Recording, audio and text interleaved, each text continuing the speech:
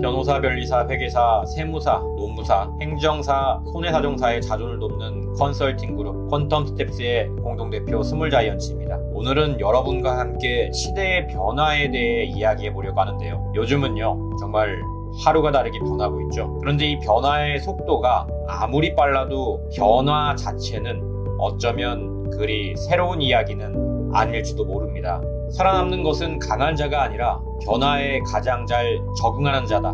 찰스 다윈의 이 말처럼 결국 중요한 건 변화가 아니라 어떻게 적응하느냐의 문제가 아닐까요? 오늘은 전문 자격사 시장의 변화를 5가지 시대로 나눠서 이야기해 볼까 합니다. 어쩌면 여러분은 지금 이 5가지 중 어디쯤에서 길을 잃고 헤맬지도 모르거든요. 이 시대 구분은 어디에 나오는 게 아니라 오롯이 제가 만든 개념이니 참고해 주시길 바랍니다. 이 변화를 이해하기 전에 먼저 3가지 원칙을 살펴봐야 할 것 같습니다.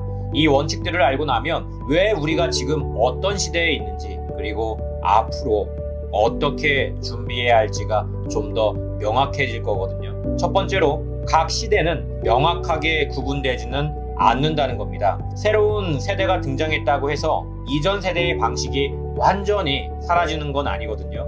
마치 지층이 겹겹이 쌓이듯 각 시대의 특징들이 겹쳐서 현재를 구성합니다. 이건 마치 대부분이 스마트폰을 쓰는 시대를 살고 있지만 여전히 필요에 의해 투지폰을 사용하는 사람이 존재하는 것과 같은 이치죠. 그렇기 때문에 과거의 방식을 잘하고 있다면 무조건 버리는 건 현명하지 않습니다. 오히려 과거의 방식을 잘 이해해야 지금의 시대를 제대로 준비할 수가 있습니다. 2번째 원칙은요, 소득의 양극화가 갈수록 심화된다는 겁니다. 특히 전문 자격사 시장에서는 이 격차가 점점 더 커지고 있습니다. 1세대 때는 자격증만으로도 안정된 수입을 얻을 수 있었지만 4세대에 이르러서는 상위 20%가 80%의 시장을 차지하고 있죠.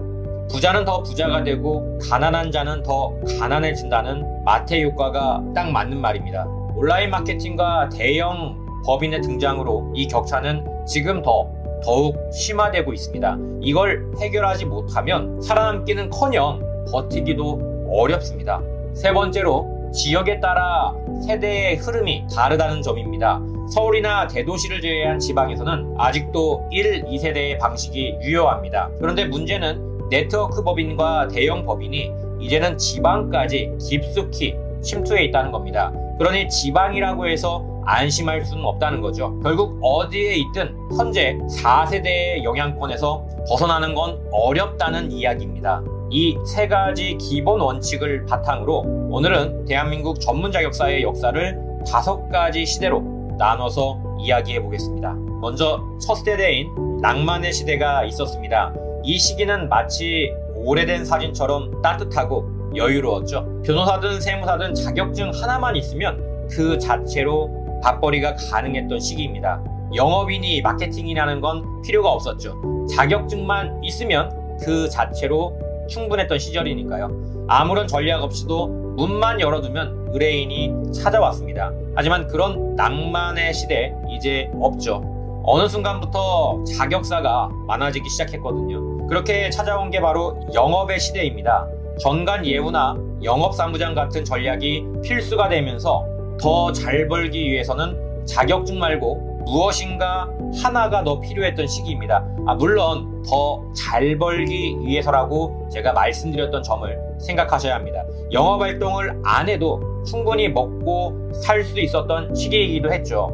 그리고 이어진 건 온라인 마케팅의 시대입니다. 이때부터는 사람들이 직접 찾아오기보다는 검색을 통해 선택하기 시작했습니다. 검색어와 키워드를 잡지 못하면 살아남을 수 없는 시절이 온 거죠. 블로그와 포털 사이트를 통해 상위 노출만 시켜도 의뢰인들이 자연스럽게 찾아왔습니다. 그런데 문제는 이마저도 점점 힘들어졌다는 거죠. 그렇게 우리는 지금 각자 도생의 시대로 들어섰습니다. 마케팅은 기본이고 조직력과 자본력까지 필요한 시대가 됐죠. 상위 20%의 변호사와 세무사가 시장의 80%를 가져가는 극단적인 양극화가 현실입니다. 이제는 단순히 열심히 한다고 해결되지는 않습니다. 성실하게 블로그를 써도 상위 노출을 못하면 아무도 찾아오지 않는 것처럼 이제는 전략적인 성실함이 필요하죠. 우리가 거대 자본력을 이길 수 있는 그 무언가 말입니다.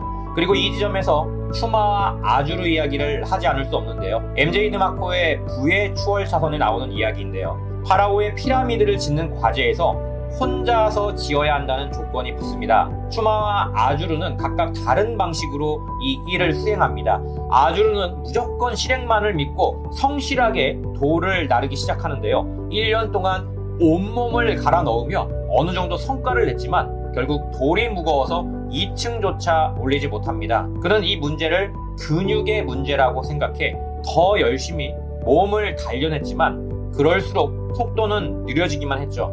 반면에 추마는 생각만 했습니다. 3년 동안 아무것도 하지 않는 것처럼 보였죠. 하지만 그는 기계, 즉 시스템을 고안했습니다. 그리고 이 시스템 덕분에 불과 5년 만에 피라미드를 완성해버립니다. 파라오는 그에게 왕자의 지위와 재물을 줬고 추마는 더 이상 일할 필요가 없는 삶을 살게 되었죠. 아주르는 어땠을까요? 12층까지 쌓아 올리다 심장마비로 죽어버렸습니다. 사실 그는 누구보다 열심히 일했습니다. 하지만 문제는 생각 없이 성실하기만 했다는 것입니다. 성실함은 전략의 부재를 가릴 수 없다. MJ 드마코의 말이죠. 피라미드를 쌓을 때는 기초부터 다져야 하는 것처럼 우리의 비즈니스도 마찬가지입니다. 단순히 열심히 하기보다는 어떤 방향으로 열심히 할 것인가가 더 중요하다는 이야기죠. 결국 우리의 생존 전략은 간단합니다. 대체 불가능한 가치를 만들고 꾸준히 콘텐츠를 쌓아가는 것. 오늘의 이야기가 여러분의 스스로의 길을 찾는데 작은 힌트가 되었길 바랍니다. 영상이 유익했다면 구독과 좋아요, 알림 설정도 부탁드립니다. 전문 자격사로 대체 불가능한 전략을 짜고 자존하고자 하는 분들은 아래 고정되어 있는 댓글을 참고해 주시길 바랍니다. 그럼 저는 여기서 인사드리겠습니다. 감사합니다.